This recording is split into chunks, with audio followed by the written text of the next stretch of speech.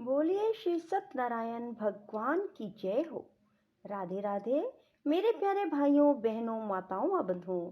आज मैं आपको श्री सत्यनारायण भगवान की कथा सुनाने जा रही हूँ। बंधुओं, आप इसे प्रेम पूर्वक श्रवण कीजिए, श्रद्धा भाव से श्रवण कीजिए। बंधुओं, मैं आपको श्री सत्यनारायण व्रत की विधि और महत्व भी बताऊंगी। बंधुओं, हिंदू धर्म में हर कोई सत्यनारायण व्रत करता है। सत्यनारायण भगवान भगवान विष्णु को ही कहा जाता है। बंधुओं, विष्णु भगवान समस्त जगत के पालनहार हैं। बंधुओं, जो मनुष्य भी सत्यनारायण भगवान का ये व्रत करते हैं और कथा सुनते हैं, भगवान श्री सत्यनारायण उनके सभी कष्टों को दूर करके उनकी हर मनोकामना पूरी करते हैं। बंधुओं, वैसे तो आप घर में आसानी से सत्यनारायण भगवान की पूजा कर सकते हैं और कथा सुन सकते हैं। यदि आप किसी पंडित जी को बुलाकर भी सत्यनारायण भगवान की पूजा करवाना चाहें, तब भी करवा सकते हैं। बंधुओं, श्री सत्यनारायण भगवान की कथा सुनने मात्र से आपको संपूर्ण फल की प्राप्ति होती है। बंधुओं, श्री सत्यनारायण भगवान की कथा आप गृह प्रवेश पर, किसी के जन्मदिन पर या फिर शादी के अवसर पर भी करवा सकते हैं। बंधुओं, यदि आपने हमारे चैनल को अब तक सब्सक्राइब नहीं किया तो जरूर करें और बेल आइकन दबाना ना भूलें, ताकि आपको हमारी आने वाली सभी वीडियोस की जानकारी सबसे पहले हो सके। बंधुओं, श्री सत्यनारायण भगवान की कथा को जब भी सुने, पूरी सुने, ताकि आपको पूर्ण फल की प्राप्ति हो सके। और सुनने के बाद कमेंट बॉक्स में जय श्री सत्यनारायण भगवान की अवश्य लिखें। बोलो सत्यनारायण भगवान की जय हो। बंधुओं, जो मनुष्य भी सत्यनारायण के व्रत को कर रहे हैं, वे सुबह जल्दी उठें और सूर्योदय से पहले उठकर स्नान आदि से निवृत्त होकर भगवान विष्णु को स्नान कराएं और पंचोपचार भगवान की पूजा करें। बंधुओं, उसके बाद भगवान श्री को तुलसी दल चढ़ाएं, फूल चढ़ाएं। बंधुओं, आज गुरुवार होने से भगवान को पीले पुष्प चढ़ाएंगे तो आपकी मनोकामना शीघ्र अतिशीघ्र पूरी होगी। बंधुओं, पूर्णिमा के दिन भूल कर भी किसी की निंदा ना करें, किसी से झगड़ा ना करें और हो सके तो अधिक से अधिक मौन रहें। बंधुओं, पूर्णिमा के दिन भगवान विष्णु के 108 नाम सुने, श्रीमद् भागवत गीता का एक अध्याय सुने, भगवान विष्णु की कथाएं सुने और भगवान विष्णु के स्तोत्र सुने। बंधुओं, सत्यनारायण व्रत करने वाला मनुष्य पूर्णिमा के दिन सायंकाल के समय स्नान आदि से निवृत्त होकर पूजा स्थान पर आसन लगाकर बैठे और श्री गणेश, गौरी, वरुण, विष्णु आदि सभी देवताओं का ध्यान करके पूजन करें। संकल्प करें कि मैं श्री सत्यनारायण स्वामी का पूजन व कथा श्रवण सदैव करूंगा। पुष्प हाथ में लेकर श्री सत्यनारायण का ध्यान करें। यज्ञोपवीत पुष्प नैवेद्य आदि से युक्त होकर स्तुति करें। हे भगवान, मैंने श्रद्धा पूर्वक फल, जल आदि सब सामग्री आपके अर्पण की है, इसे स्वीकार कीजिए। मेरी विपदाओं से रक्षा कीजिए। मैं आपको बारंबार प्रणाम करता हूँ। इसके बाद श्री सत्यनारायण भगवान की कथा पढ़ें या फिर श्रवण करें। श्री सत्यनारायण भगवान की कथा आरंभ। पहला अध्याय। एक समय नैमिषारण्य तीर्थ में शौनक आदि 88,000 ऋषियों ने श्री सूत जी से पूछा, हे प्रभु, इस कलयुग में वेद विद्या रहित मनुष्यों को प्रभु भक्ति किस प्रकार मिलेगी? इसका उद्धार कैसे होगा? हे मुनिश्रेष्ठ, कोई ऐसा तप कहिए जिसमें थोड़े समय में पुण्य प्राप्त हो और मन वांछित फल भी मिले। वह कथा सुनने की हमारी प्रबल इच्छा है। सर्व शास्त्र ज्ञाता श्री सूत जी बोले, हे वैष्णवों में पूज्य, आप सब ने प्राणियों के हित की बात पूछी है। अब मैं उस श्रेष्ठ व्रत को आप लोगों से कहूंगा, जिस व्रत को नारद जी ने श्री लक्ष्मी नारायण भगवान से पूछा और श्री लक्ष्मीपति ने मुनि श्रेष्ठ नारद जी से कहा। यह कथा ध्यान से सुनो। एक समय योगी राज नारद जी दूसरों के हित की इच्छा से अनेक लोकों में घूमते हुए मृत्यु लोक में यहाँ पहुंचे। यहाँ अनेक योनियों में जन्मे हुए प्राय सभी मनुष्यों को अपने कर्मों द्वारा अनेकों दुखों से पीड़ित देखकर विचार करने लगे, किस यत्न के करने से निश्चय ही मानवों के दुखों का नाश हो सकता है। ऐसा मन में सोचकर भगवान नारद विष्णु लोक को गए। वहां श्वेत वर्ण और 4 भुजाओं वाले देवों के ईश नारायण का, जिनके हाथों में शंख चक्र गदा और पद्म थे, वरमाला पहने हुए थे, देखकर स्तुति करने लगे। हे भगवान, आप अत्यंत शक्ति से संपन्न हैं। मन वाणी भी आपको नहीं पा सकती। यदि आपका आदि मध्य अंत नहीं है, निर्गुण स्वरूप सृष्टि के कारण भक्तों के दुखों को नष्ट करने वाले हो, आपको नमस्कार है। नारद जी से इस प्रकार की स्तुति सुनकर विष्णु भगवान बोले, हे मुनि, आपके मन में क्या है? आपका किस काम के लिए आगमन हुआ? निसंकोच कहो। तब नारद मुनि बोले, मृत्यु लोक में सब मनुष्य जो अनेक योनियों में पैदा हुए हैं, अपने अपने कर्मों के द्वारा अनेक प्रकार के दुखों से दुखी हो रहे हैं। हे नाथ, मुझ पर दया रखते हो तो बताइए कि उन मनुष्यों के सब दुख थोड़े से ही प्रयत्न से कैसे दूर हो सकते हैं। श्री भगवान जी बोले, नारद, मनुष्यों की भलाई के लिए तुमने बहुत अच्छी बात पूछी है। जिस काम के करने से मनुष्य मोह से छूट जाता है, वह मैं कहता हूँ। सुनो, बहुत पुण्य देने वाला, स्वर्ग मृत्यु लोक दोनों में दुर्लभ यह उत्तम व्रत है। आज मैं प्रेम वश होकर तुमसे कहता हूँ, श्री सत्यनारायण भगवान का यह व्रत अच्छी तरह विधान पूर्वक संपन्न करके मनुष्य तुरंत ही यहाँ सुख भोग कर मरने पर मोक्ष को प्राप्त होता है। श्री भगवान के वचन सुनकर नारद मुनि बोले, उस व्रत का फल क्या है? क्या विधान है? किसने यह व्रत किया है? किस दिन यह व्रत करना चाहिए? हे भगवान, मुझसे विस्तार से कहो। भगवान बोले, दुख शोक आदि को दूर करने वाला यह व्रत सब स्थानों पर विजय प्राप्त करने वाला है। भक्ति और श्रद्धा के साथ किसी भी दिन मनुष्य श्री सत्यनारायण की शाम के समय ब्राह्मणों और बंधुओं के साथ धर्म परायण होकर पूजा करे।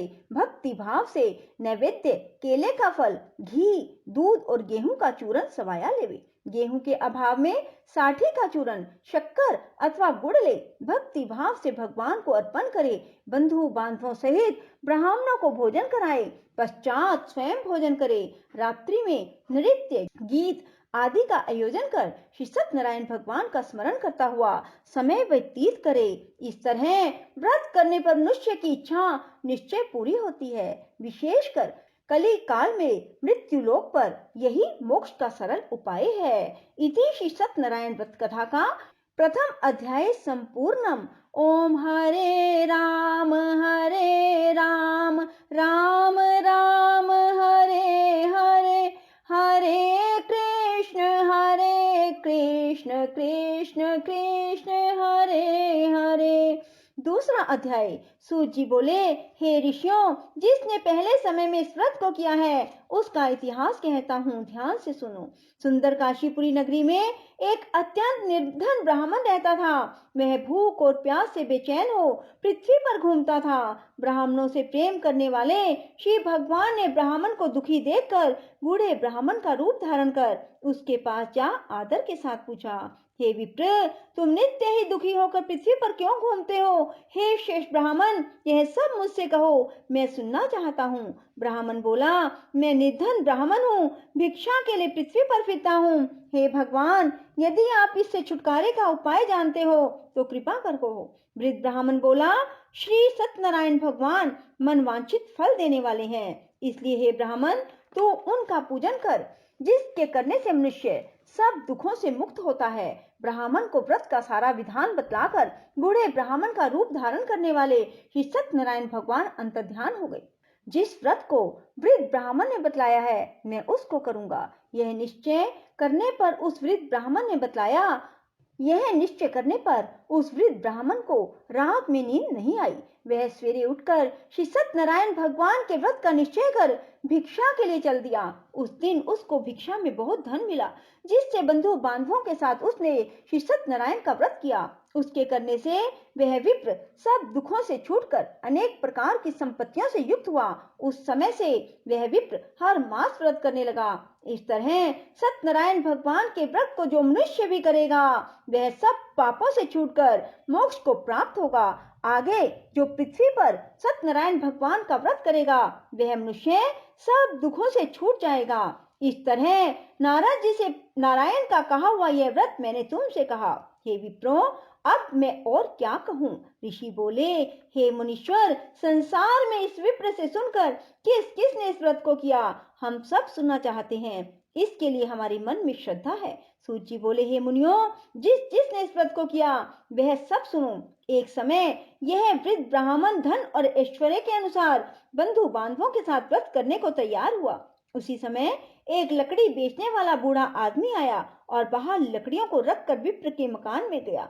प्यास से दुखी लकड़हारा उनको व्रत करते देखकर विप्र को नमस्कार कर कहने लगा, आप यह किसका पूजन कर रहे हैं? इस व्रत को करने से क्या फल मिलता है? कृपा करके मुझे भी बताओ। ब्राह्मण ने कहा, सब मनोकामनाओं को पूरा करने वाला यह श्री सत्यनारायण भगवान का व्रत है। इनकी कृपा से मेरे यहाँ धन धान्य आदि की वृद्धि हुई है। विप्र से इस व्रत के बारे में जानकर लकड़हारा बहुत प्रसन्न हुआ। भगवान का चरणामृत ले भोजन करने के बाद अपने घर को गया। लकड़हारे ने अपने मन में इस प्रकार संकल्प किया कि आज ग्राम में लकड़ियां बेचने से जो भी धन मिलेगा उसी से मैं श्री सत्यनारायण देव का उत्तम व्रत करूंगा। यह मन में विचार कर वह बूढ़ा आदमी लकड़ियां अपने सिर पर रखकर जिस नगर में धनवान लोग रहते थे ऐसे सुंदर नगर में गया। उस रोज वहां उसे उन लकड़ियों का दाम पहले दिनों से चौगुना मिला।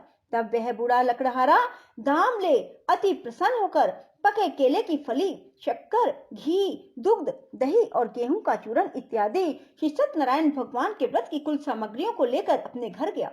फिर उसने अपने भाइयों को बुलाकर विधि के साथ भगवान जी का पूजन और व्रत किया। उस व्रत के प्रभाव से वह बूढ़ा लकड़हारा धन पुत्र आदि से युक्त हुआ और संसार के सुख भोग कर बैकुंठ को चला गया। इति श्री सत्यनारायण व्रत कथा का द्वितीय अध्याय संपूर्णम। ओम हरे राम राम राम हरे हरे, हरे कृष्ण कृष्ण कृष्ण हरे हरे। तीसरा अध्याय। सूत जी बोले, हे श्रेष्ठ मुनियों, अब आगे की कथा कहता हूँ, सुनो। पहले समय में उल्का मुख नाम का एक बुद्धिमान राजा था। वह सत्य वक्ता और जितेंद्रिय था। प्रतिदिन देव स्थानों पर जाता, गरीबों को धन देकर उनके कष्ट दूर करता था। उसकी पत्नी कमल के समान मुख वाली सती साध्वी थी। भद्रशिला नदी के तट पर उन दोनों ने श्री सत्यनारायण भगवान का व्रत किया। उस समय वहां एक साधु वैश्य आया। उसके पास व्यापार के लिए बहुत सा धन था। वह नाव को किनारे पर ठहराकर राजा के पास आया। राजा को व्रत करते देखकर विनय के साथ पूछने लगा, हे राजन, भक्ति युक्त चित्त से यह आप क्या कर रहे हैं? मेरी सुनने की इच्छा है तो आप मुझे बताइए। राजा बोला, हे साधु, अपने बांधवों के साथ पुत्र आदि की प्राप्ति के लिए एक महाशक्तिमान सत्यनारायण भगवान का व्रत व पूजन किया जा रहा है। राजा के वचन सुनकर साधु आदर से बोला, हे राजन, मुझसे इसका सब विधान कहो। मैं भी आपके कथन अनुसार इस व्रत को करूंगा। मेरे भी कोई संतान नहीं है, इससे निश्चय ही होगी। राजा से सब विधान सुन व्यापार से निवृत्त हो वह आनंद के साथ घर गया।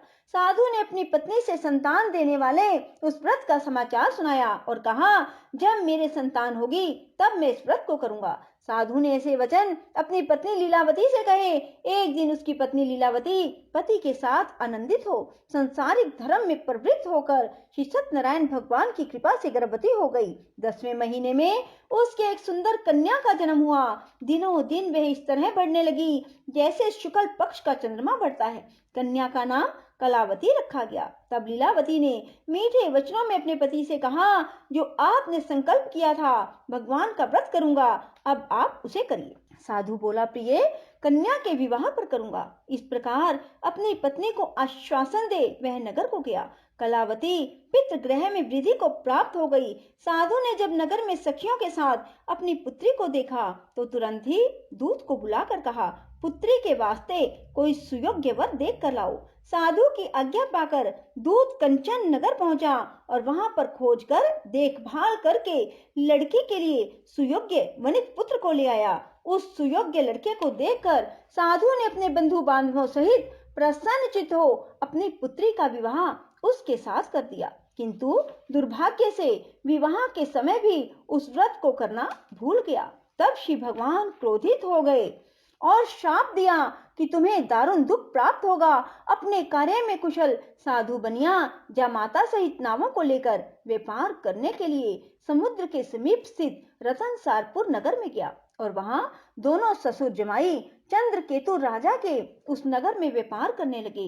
एक दिन भगवान सत्यनारायण की माया से प्रेरित कोई चोर राजा का धन चुरा कर भागा जा रहा था, किंतु राजा के दूतों को आता देखकर चोर ने घबराकर भागते हुए राजा के धन को वहीं नाव में चुपचाप रख दिया जहां वो ससुर जमाई ठहरे हुए थे। चोर भाग गए। जब दूतों ने उस साधु वैश्य के पास राजा के धन को रखा देखा तो दोनों को बांध कर ले गए और प्रसन्नता से दौड़ते हुए राजा के समीप जाकर बोले, यह दो चोर हम पकड़ कर लाए हैं, देख कर आज्ञा दे।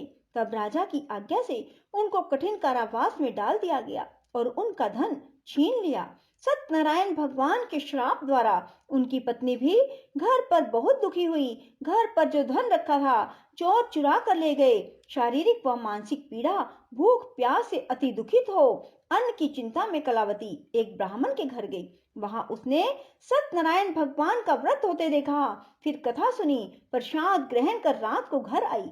माता ने कलावती से कहा, हे पुत्री, अब तक कहाँ रही, वह तेरे मन में क्या है?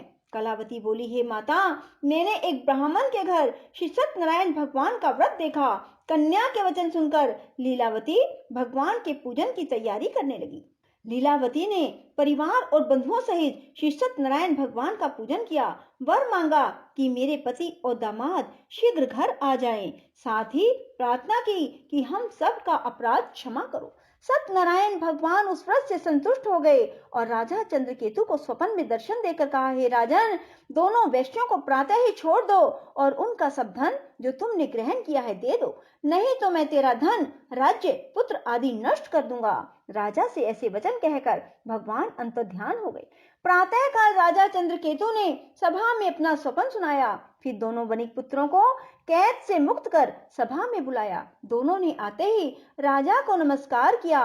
राजा मीठे वचनों से बोला, हे महानुभावों, भावीवश ऐसा कठिन दुख प्राप्त हुआ, अब तुम्हें कोई भय नहीं। ऐसा कहकर राजा ने उनको नए नए वस्त्र आभूषण पहनाए। उनका जितना धन लिया था उससे दुगना धन देकर आदर से विदा किया।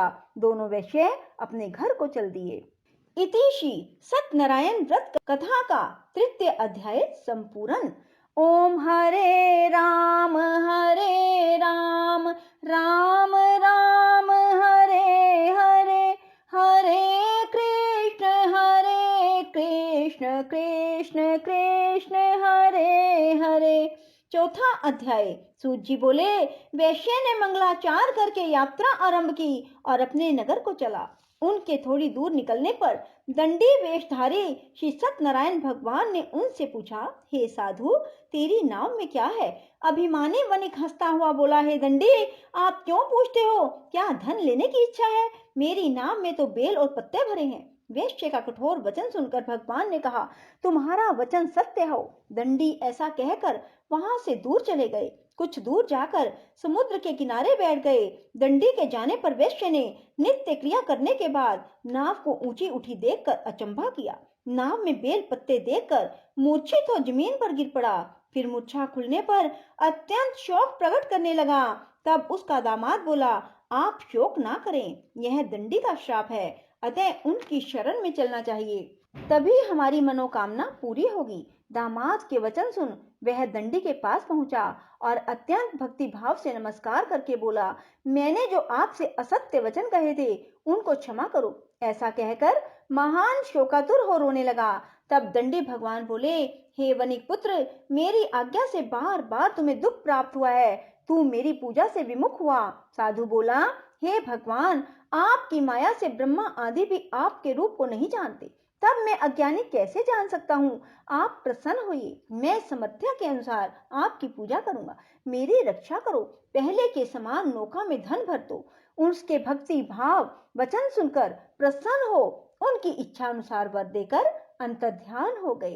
तब उन्होंने नाव पर आकर देखा कि नाव धन से परिपूर्ण है। फिर वह भगवान सत्यनारायण का पूजन कर साथियों सहित अपने नगर को चला। जब अपने नगर के निकट पहुंचा तब दूत को घर भेजा।